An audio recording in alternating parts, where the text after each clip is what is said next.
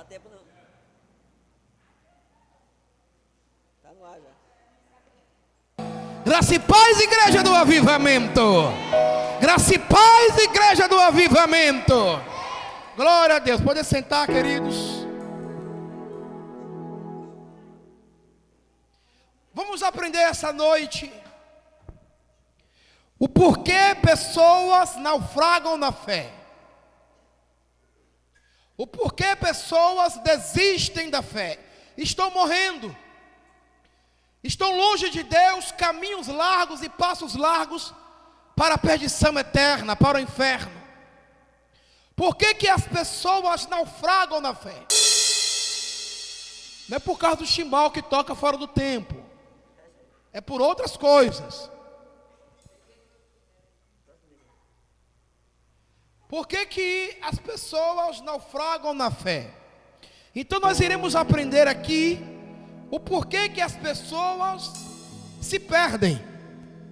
Se der tempo, iremos falar sobre como fazer para não perdermos.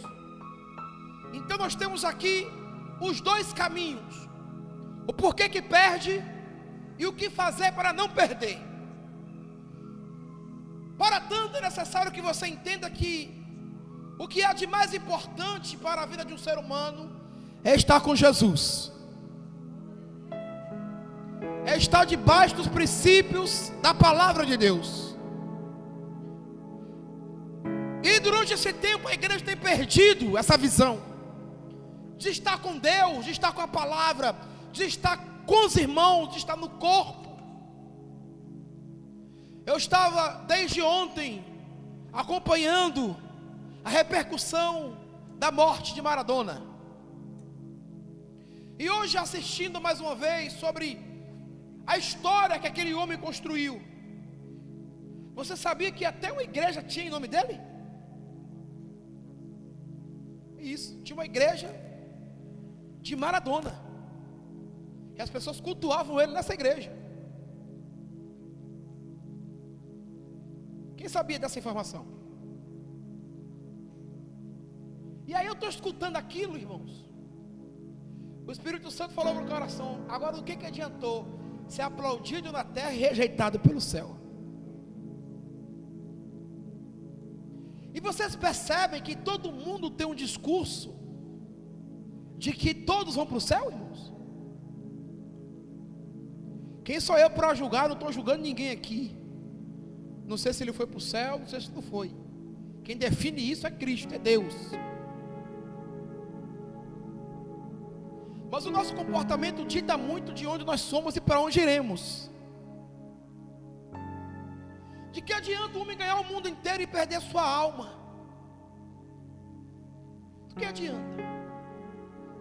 Que é no piscar de olhos que nós desaparecemos. Então do que adianta sermos aplaudidos na terra e rejeitados nos céus? É o que acontece, está acontecendo com muitos. A terra está aplaudindo porque conquista, porque tem sucesso, porque tem riquezas, porque tem patrimônios, porque consegue fazer algo ou construir uma história brilhante. Mas Deus tem rejeitado. O Senhor tem rejeitado, e quando chegar no céu, não entra. Aprendemos hoje aqui na oração algo lindo da parte de Deus. Construindo memórias para Deus. A igreja que constrói memórias para Deus. Pessoas que constroem memórias para Deus. E eu discipulei aqui o ministério, porque toda quinta-feira, além de chegar aqui pela manhã cedo para orar, eu ainda chego às 18 horas, junto com louvor, para poder estar com eles aqui. Toda quinta-feira produzimos esse comportamento. Então eu sou um pastor presente, amém, irmãos? Eu não dou ordem, você que vai, eu que fique. Eu dou ordem e eu que vou, e vou junto. No dia 6 de março, a igreja Mibai, juntamente com líderes do Estado do Espírito Santo, terá um treinamento de liderança, como tivemos no ano passado. Porém, esse treinamento será em um único dia, de manhã e à noite, o dia inteiro de treinamento, dia 6 de março. Coloque na sua agenda, esse é um sábado. E quem vai estar ministrando para nós é o apóstolo René Terranova, durante o dia inteiro. Então já coloque na sua agenda, o valor R$50 por pessoa.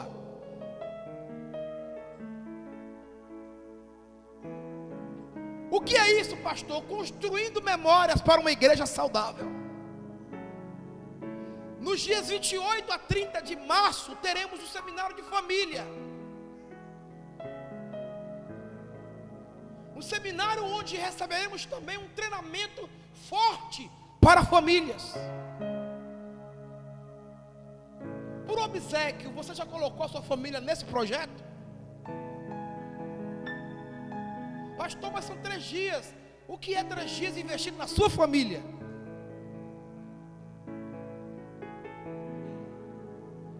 Hoje pela manhã, um irmão chegou para mim na ministração, na oração, e ele disse algo interessante. Eu fiquei pensando naquilo. Falei, meu Deus, que é isso? Lembra da palavra que eu preguei domingo à noite aqui? Quem lembra dela? Quem estava comigo aqui domingo à noite? E quem lembra da palavra que eu ministrei domingo à noite? Qual foi o texto da palavra?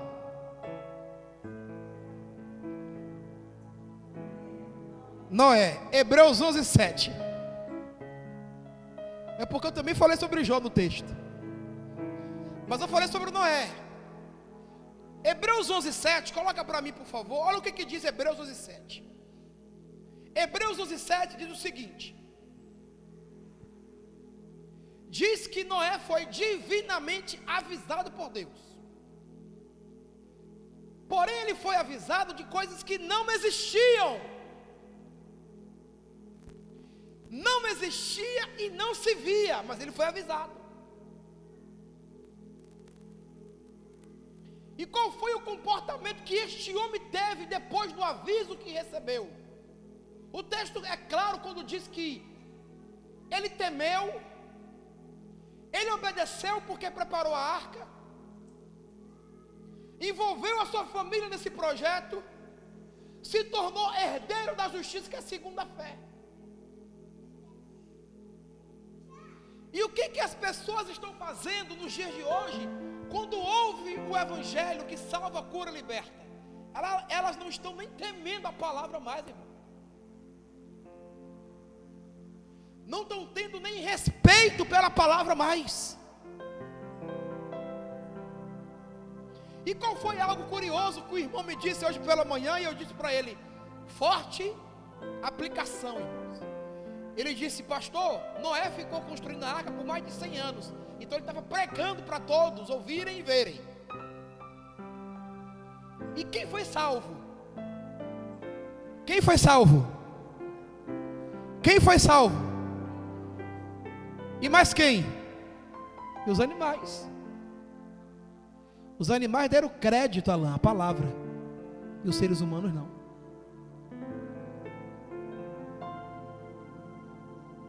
Isso é sério, irmãos. Deus deu a ordem, os animais, entrou na arca. E Noé pregando por 100 anos, as pessoas não se arrependeram. Olha o nível de coração deste povo. E aí agora vem Jesus dizendo em Mateus 24: será como nos dias de Noé. Jesus está avisando que muita gente ficará de fora do céu. Por quê?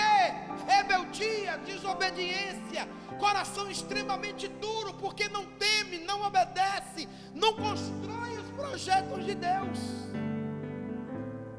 Isso é sério, igreja do Senhor.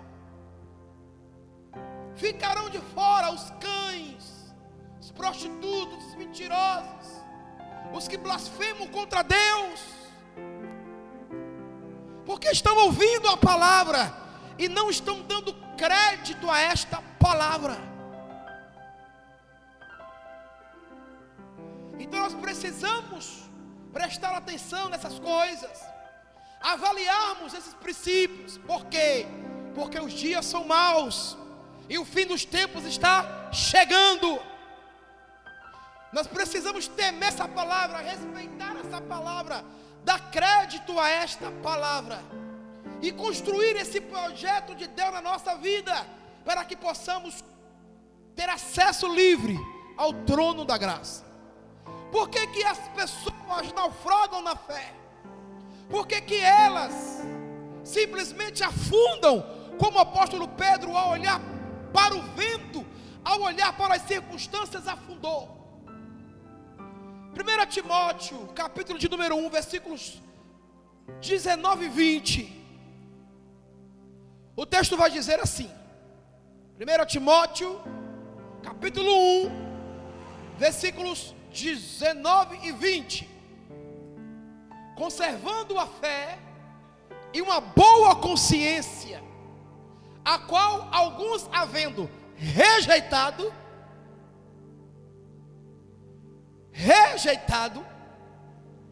naufragaram no tocante à fé.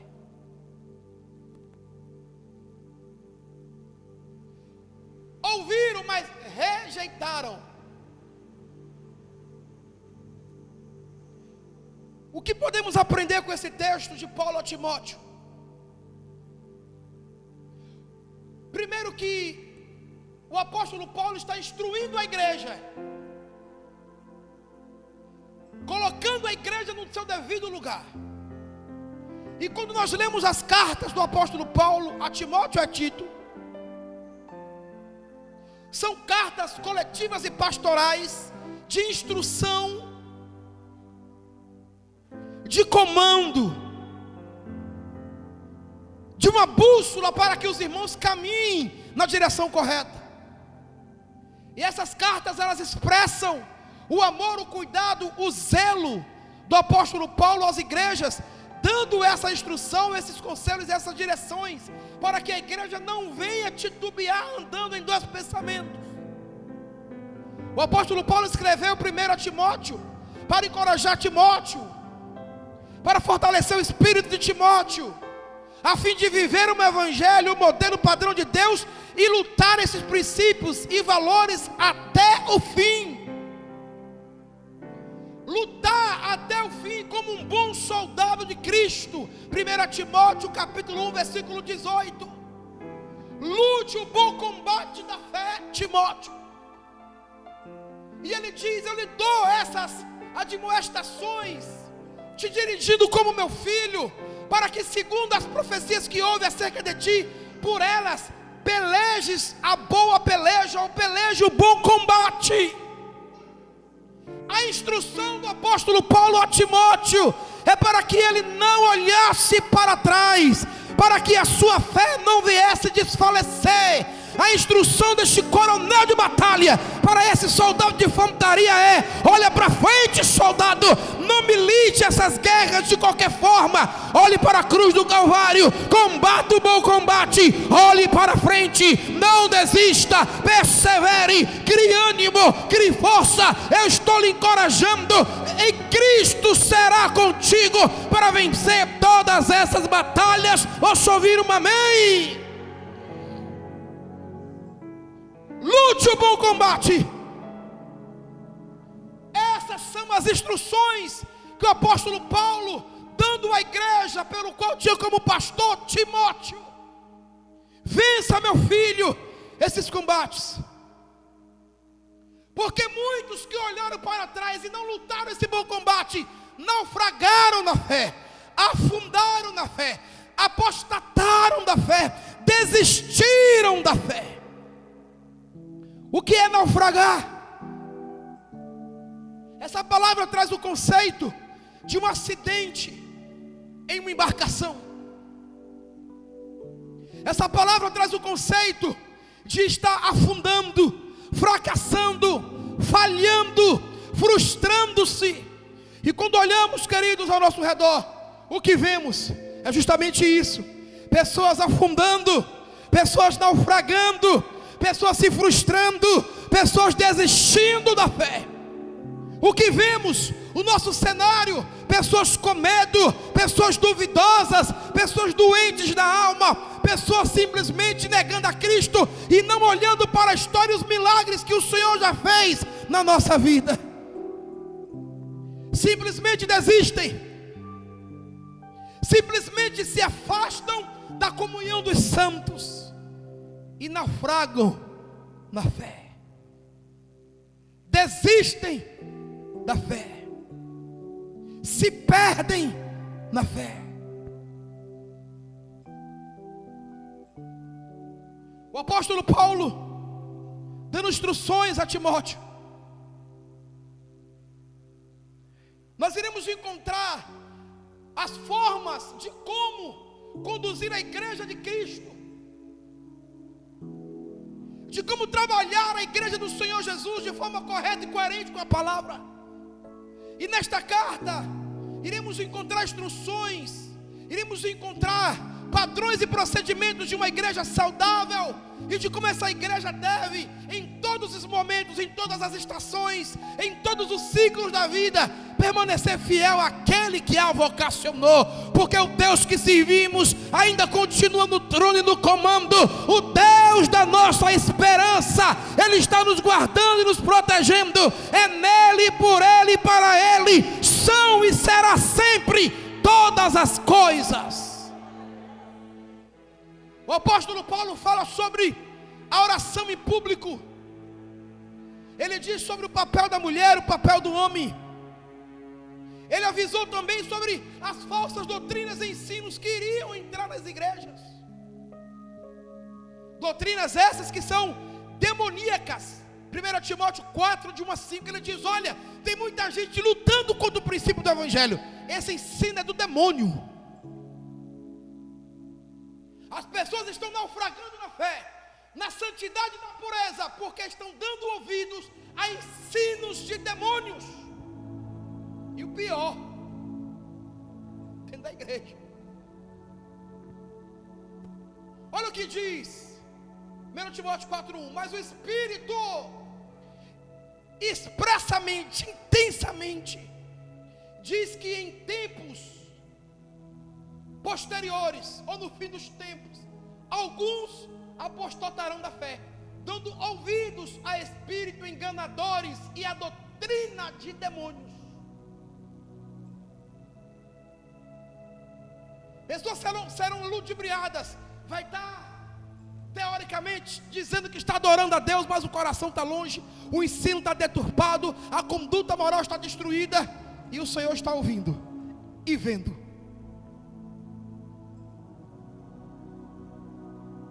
Porque o Espírito expressamente, massificamente, Ele está dizendo: olha, nos últimos dias aparecerão pessoas que vão se apostatar da fé. Por quê que elas irão se apostatar da fé? Por que que a fé vai naufragar? Por que que eles irão desistir da fé? Por que que eles irão desanimar? Por que que eles irão olhar para trás? Simples, porque eles deram ouvidos, eles se inclinaram para dar atenção à voz da serpente. E a serpente os seduziu, e caíram no canto da sereia. Foram enganados, foram destruídos. O apóstolo Paulo já falava sobre isso. E que o nosso evangelho deve ser pregado massificamente, porque esse evangelho de Cristo é a verdade, é a defesa contra o erro. E não significa que nós estamos lutando contra o erro, batalhando contra o erro, que nós iremos vencer humanamente falando, mas divinamente falando, já somos mais que vencedores em Cristo Jesus. Porque as pessoas irão rejeitar a verdade e lutar contra ela. A verdade, queridos, vai ofender muita gente. A verdade dita pelo evangelho irá magoar muita gente, irá destruir a essência de muita gente. Eu ouvi um pregador dizer que é melhor um tapa da verdade do que um beijo da mentira. Pessoas serem enganadas, porque caminhamos debaixo de um legado apostólico, e a luta ela é ferrenha, ela é difícil. Eu ministrei hoje pela manhã aqui na oração dizendo que para construir uma bomba atômica é necessário desintegrar átomos. Para construir uma bomba atômica é necessário desintegrar átomos. E é um esforço terrível e tremendo para desintegrar esses átomos. Agora vem Albert Einstein e diz: é muito mais fácil desintegrar átomos para fazer a bomba atômica do que arrancar da mente humana um paradigma estabelecido. Muito mais fácil do que mudar uma mente cauterizada. Olha só, irmãos, quem falou isso foi Albert Einstein, que a mente humana é o maior campo de batalha de doutrinas. E uma vez que isso está estabelecido, ele diz: é muito mais fácil desintegrar átomos do que tirar paradigmas dentro da mente humana. Olha só o esforço que a igreja luta para colocar os irmãos debaixo do legado, do manto da verdade. E o que nós recebemos de volta? Nós recebemos de volta resistências, nós recebemos de volta desculpas, nós recebemos de volta várias historinhas que impedem o crescimento dos irmãos. Recebemos de volta: não posso ir, não dá para mim, está difícil. Recebemos de volta um roteiro, porque na verdade a mente já está formatada. E existe essa dificuldade para romper os horizontes. Mas eu quero dizer que para você que está aqui e você que me ouve, o Espírito Santo, Ele vai renovar a nossa mente. O nosso Deus irá entrar e penetrar com o martelo que esmiuça a rocha, que é a sua palavra, e a nossa mente será transformada, e nós teremos a mente de Cristo. Seremos uma geração que respeita, se inclina para a verdade. E o apóstolo Paulo diz a Timóteo: lute o bom combate, batalhe pela verdade do Evangelho. O Evangelho que santifica, que cura, que liberta, que restaura. O Evangelho que está em Cristo Jesus. Lute o bom combate da fé de maneira digna, de forma correta. Lute o bom combate da fé. Timóteo, não olhe para trás, seja perseverante. Não olhe para as dificuldades, e a verdade sempre irá prevalecer.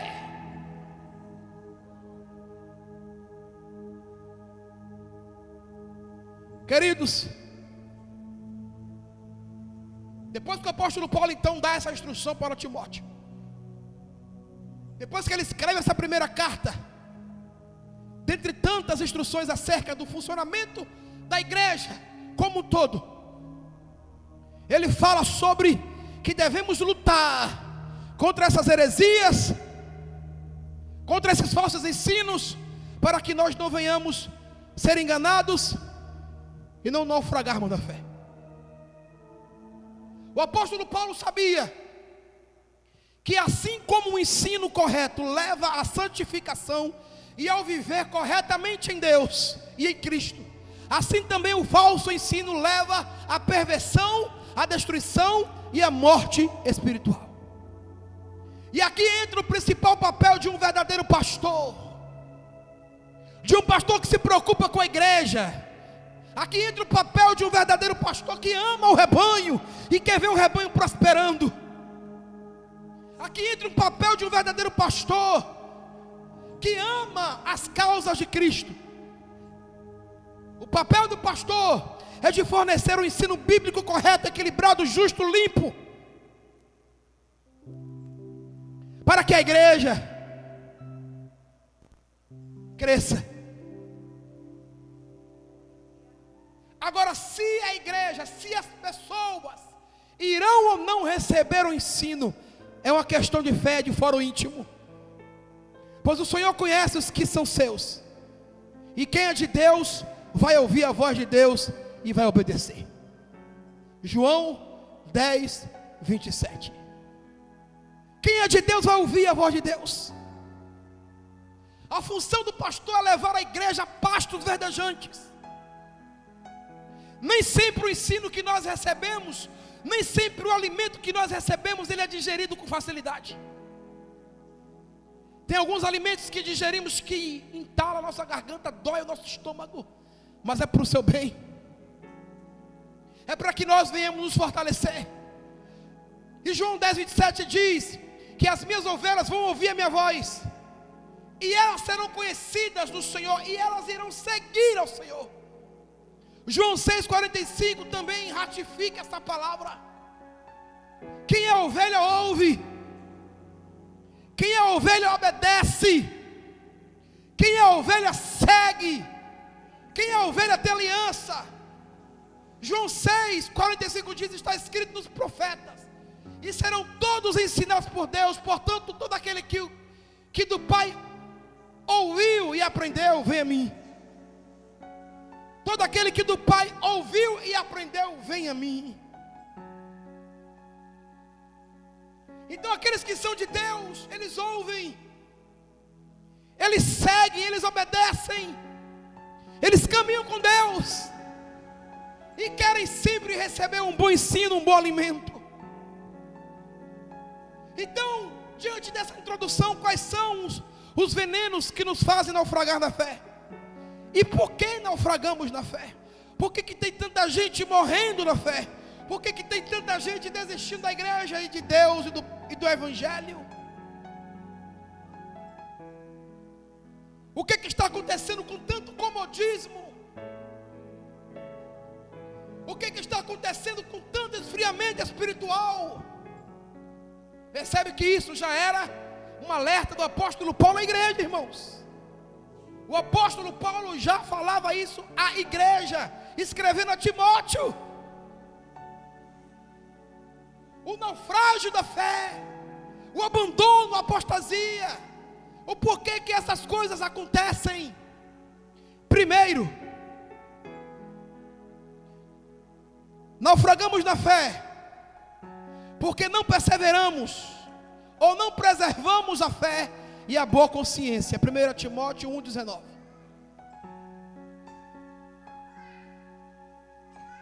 Não preservamos a fé e não preservamos a boa consciência.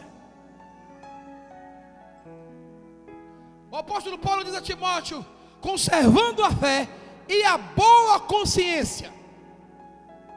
Por que naufragamos? Porque não conservamos. Por que naufragamos? Porque não conservamos a fé, não preservamos a boa consciência. Que boa consciência é essa, irmãos? De que boa consciência o apóstolo Paulo está falando? De que boa consciência o apóstolo Paulo está dizendo que nós precisamos preservar e guardá-la? Esta boa consciência está diretamente ligada aos ensinos de outrora libertador, agora não visto mais como bons olhos, com bons olhos. Agora não tem mais o mesmo cuidado, o mesmo zelo, atenção e carinho. Lembra de como você começou na fé? Essa boa consciência são os ensinos entregues a nós pelo primeiro amor que nós tínhamos quando entramos na igreja. O tempo vai passando, é como um casamento. Aquilo que era primordial, eu passo a não mais valorizar. Eu passo a não mais dar crédito. Eu passo não mais a dar valor. Eu passo a não mais ter zelo. E aqueles valores vão se perdendo. A boa consciência vai se perdendo. Agora, essas pessoas que outrora estavam firmes, sólidas, perseverantes, perderam a boa consciência, perderam o primeiro amor, como é escrito em Apocalipse 2, 4, 5. Por quê? Porque o tempo que era para fazer com que nós nos tornássemos maduros e firmes, por nós não preservarmos e não cuidarmos desse tempo em nós, em Cristo, aquilo que era prazeroso já se tornou cansativo e enfadonho. Perdemos a boa consciência. A esposa que fazia um belo grisado de manhã ou à noite para o marido, agora não faz mais. Se quiser que coma o arroz de 3 dias, está perdendo a boa consciência. O carinho que tinha quando o marido chegava em casa, ou o marido tinha quando a esposa chegava em casa, agora já não tem mais. Quando o pai chegava em casa, que os filhos levantavam, papai, agora o pai chega e nem fala mais nada. Às vezes o pai chega, entra, sai, nem viu. Perder a boa consciência. Apocalipse vai dizer, Apocalipse 2, 4, 5 vai dizer, que esse amor, esse zelo se perdeu. Tenho porém contra ti, que deixaste do primeiro amor, deixaste a boa consciência. O valor aos cultos, às células, às atividades da igreja, Deus entende. Perder a boa consciência. A primazia, o primeiro, a primícia. Começou a entrar argumentos de alma, começou a entrar argumentos de coração. Agora não precisa tanto mais assim. Já estou salvo, já estou na igreja, vou quando quero. Eu tenho um pastor que é amigo, precisei, eu ligo, ele me atende. Perder a boa consciência. Perder o primeiro amor, perder o carinho, a dedicação. Perder o prazer, o contentamento, a alegria de servir e a prioridade no servir, perderam. Perderam. Então o apóstolo Paulo diz que um dos motivos do naufrágio da fé é perder o primeiro amor, é perder a consciência, a boa consciência, é não guardar a fé. Vai se tornando comum, corriqueiro, vai se tornando qualquer outra coisa. A gente vai perdendo esses valores. E aí é um veneno para nós. Na verdade, é um sinal de que nós estamos naufragando na fé. O mesmo esforço que tínhamos quando começamos já passa a ser supérfluo agora. Não precisa mais tanto esforço assim, porque eu já conquistei o que eu queria, eu já tenho o que eu preciso. Deus é amor, então não precisa mais gerar esses esforços mais. Vamos perdendo a boa consciência. Está me ouvindo você aí em casa? Não perca a boa consciência. Preserve a tua fé e o teu primeiro amor.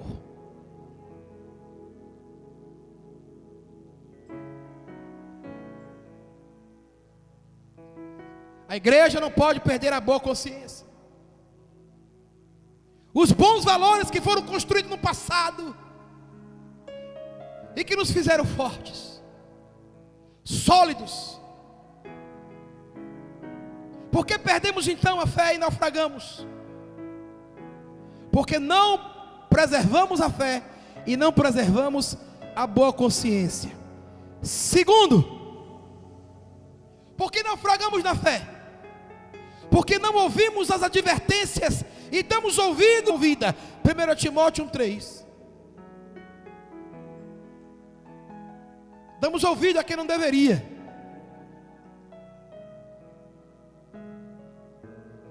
Olha o que ele diz: como te roguei quando partia para a Macedônia, que ficasse em Éfeso, para advertires alguns que não ensinassem doutrinas diversas. Pessoas que vivem andando atrás de novidades. Abriu uma nova igreja ali, vamos lá ver como é que é. Aí vai atrás. Nossa, lá é bom. Nossa, lá é maravilhoso. Nossa, lá é tremendo. Nossa, lá Deus opera. É porque é novo. Deixa o tempo passar que eu quero ver se o seu discurso é o mesmo. Quando você começar a ver que a fé, ela é igual em qualquer lugar, eu quero ver o que você vai fazer.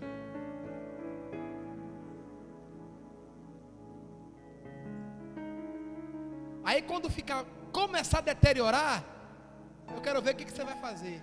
Lembra da boneca que você ganhou, que era muito boa, meninas? Lembra da boneca? Que boneca linda, novinha, cheiro de novo. Você dormia com ela? Cadê ela hoje? Está onde? Sabe por que era boa? Porque estava nova. Eu quero dizer para você que o que constrói uma fé perseverante não é o novo, é o valor pelo processo. Porque depois o novo já não é mais tão novo assim.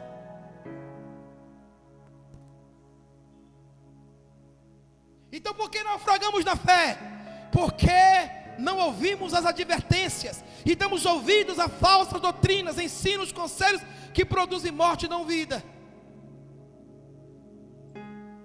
Nos encantamos com coisas novas e nos esquecemos que o que constrói a solidez é o dia a dia, é o processo do dia a dia.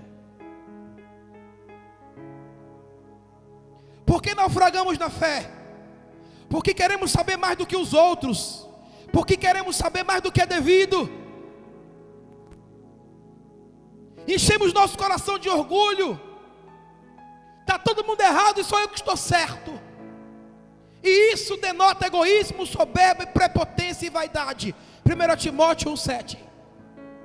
Por que naufragamos? Porque sabemos mais do que todo mundo. Queremos saber mais do que os outros. Eu sou melhor, eu sou mais importante, eu sou mais isso, eu ocupo uma posição melhor. E Deus está olhando do trono e dizendo: você está trilhando o caminho de morte, vai naufragar na fé, irmão. 1 Timóteo 1,7. Querendo ser mestre da lei e não entendendo nem o que dizem, nem o que afirmam. O não respeito às autoridades, não se colocar no meu lugar. Por que naufragamos? Porque eu quero saber mais do que os outros. Se eu coordenar essa igreja, eu boto ela do meu jeito. É, do seu jeito mesmo. Quer meu lugar, eu te dou. Você aguentar as rebordosas que eu aguento, isso aqui eu te dou para você. Tudo disso aqui, ó. Querendo saber mais do que os outros. Não se põe no seu lugar, não respeita a hierarquia, não respeita a autoridade. O apóstolo Paulo está dizendo, querendo ser mestres, eles não sabem nem o que eles estão ensinando. Resultado, vão naufragar na fé. Denota o coração prepotente, arrogante, soberbo e vaidoso. Se não me fala a memória, Provérbio 18:1 dá o veredito. Provérbio 18:1 vai dizer: busca satisfazer seu próprio desejo aquele que se isola, ele se insurge contra a sabedoria. Não, eu não me misturo com aqueles irmãos ali, não, porque eu estou um nível a mais. Se isolando. Resultado, naufrágio na fé. Eu estava lembrando esses dias, a época que eu e minha esposa mais ganhamos almas para Cristo. Porque qual é a função da igreja, irmãos? Qual é a função da igreja? Qual é a função da igreja? Só pode três falando. Dá um grito aí debaixo dessa máscara de vocês aí. Qual é a função da igreja? A função da igreja. Foi Deus que disse isso por meio do Filho.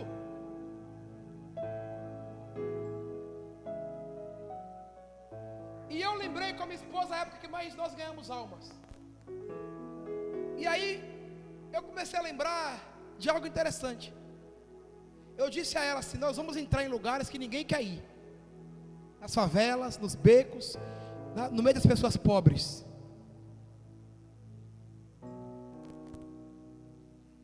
E ó, o povo sedento por Jesus. Porque tem muita gente que já se acha satisfeito com Deus e que não precisa mais, vai naufragar na fé. Lembra aquele povo que você disse de Jesus? Ele diz assim: eu já tenho Deus no meu coração, mas você vê que o comportamento não tem nada a ver com Deus. Na verdade tem uma fé falida, uma fé sem frutos, uma fé sem aliança, sem resultados. Por que naufragamos na fé? Porque queremos saber mais do que os outros, estar em lugares que não nos compete estar. Naufragamos, afundamos. 1 Coríntios 7:20 diz: cada um fique na vocação que foi chamado. Você foi chamado para quê? Fica aí, meu irmão, e faça o seu melhor aí. Se capacite aí, se dedique aí. É aí que você vai dar frutos. Cada um fique na vocação em que foi chamado. Quarto, por que naufragamos na fé? Porque estamos utilizando o Evangelho de Cristo para o nosso bel prazer e não para radicais mudanças em Cristo. Tem pessoas dizendo que Deus está errado e elas estão certas. Tem pessoas dizendo que elas estão certas e Deus está errado. Aí olha para a Bíblia e diz assim: eu não concordo com isso não. Você tem que fechar a Bíblia e falar: tá bom, fechou. Você mostra a Bíblia, está escrito aqui, meu irmão. Não, mas eu não concordo com isso não. Falei: tá, beleza.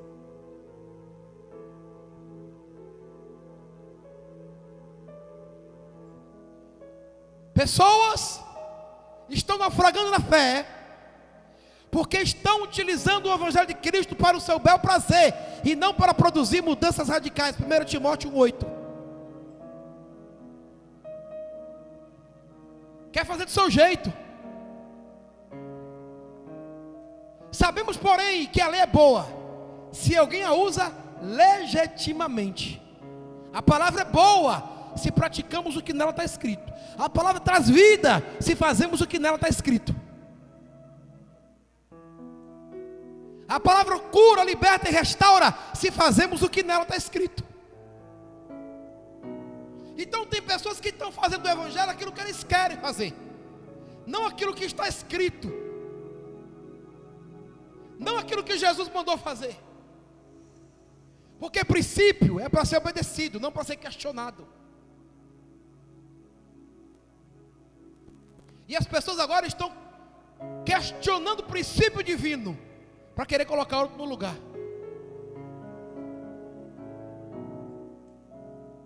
Por que então naufragamos? Porque não queremos levar Jesus a sério, o Evangelho a sério, a verdade a sério. E estamos querendo mudar aquilo que é princípio inerrante e imutável para o nosso bel prazer. Bel significa Senhor. Para os meus prazeres, porque quem manda na minha vida sou eu, não é Cristo que manda.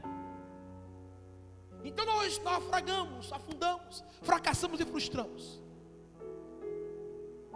Quinto princípio, por que naufragamos na fé? Porque existem muitas pessoas que estão dando ouvidos e estão sob influência maligna e não divina. 1 Timóteo 4, 1, 2. Cuidado de quem você recebe o conselho, viu, irmão? Cuidado de quem você ouve, porque ninguém sabe por onde está militando aquela influência. Você sabe que um dia eu estava orando para a política brasileira, e eu sempre oro pela política brasileira, e o Espírito Santo me disse algo que eu fiquei impactado. Ele diz assim: se você vota, se você entrega seu voto a determinado partido, escuta isso, se você entrega o seu voto, porque você como cidadão e eu como cidadão tem que votar, sim ou não? Sim ou não? Nós temos que cumprir o nosso papel de cidadão, sim ou não? Aí o Espírito Santo me disse assim: quando você vai votar em alguém, você entrega o seu voto para alguém, você está legitimando a esse alguém a governar sobre você, sim ou não? Só que nós não sabemos a estrutura do projeto político daquele partido. E uma vez que você vota sem conhecer a estrutura do projeto político do partido, você está sob influência daquele partido, porque você abriu legalidade quando você votou. Então, se aquele partido não crê na família, espíritos malignos virão sobre a nossa vida, porque nós estamos dizendo com o voto que damos que também não acreditamos em família. Se aquele partido milita contra ou a favor, na verdade, do aborto, nós estamos dizendo que somos a favor do aborto porque votamos e damos legalidade para aquele governo estar sobre nós. Se nós não acreditamos que Deus está por trás dos projetos de educação, de vida, e nós votamos em um partido que é contrário a tudo isso, na verdade estamos dizendo que acreditamos naquelas bandeiras, naquelas ideologias contra Deus. Viu porque é importante você saber em que você está votando? Você tem que perguntar qual é a bandeira do partido, qual é a ideologia do partido, a filosofia do partido. Não é porque é nosso amigo, não é porque eu vou ganhar algo em troca, não, meu irmão. Porque senão esses camaradas sobem no poder e rebenta com os princípios da igreja de Cristo. Precisamos ter consciência, meus irmãos. É disso que eu estou falando o tempo todo, cuidado. Porque uma vez que você legitima, Ele manda sobre você. E por que naufragamos na fé? Porque estamos dando ouvidos a espíritos malignos. E estamos nos perdendo, enfraquecendo, morrendo. Mas Deus também deixou as ferramentas para vencermos. E eu serei rápido. Agora que aprendemos o que naufraga a fé, aprenderam, irmãos? Anotou? Vamos aprender como fazer para não cair. E seremos bem rápido aqui. O que fazemos então para não naufragarmos na fé? Já que agora eu sei o que naufraga a minha fé, o que destrói a minha essência em Cristo. O que eu devo fazer para não cair nesse buraco?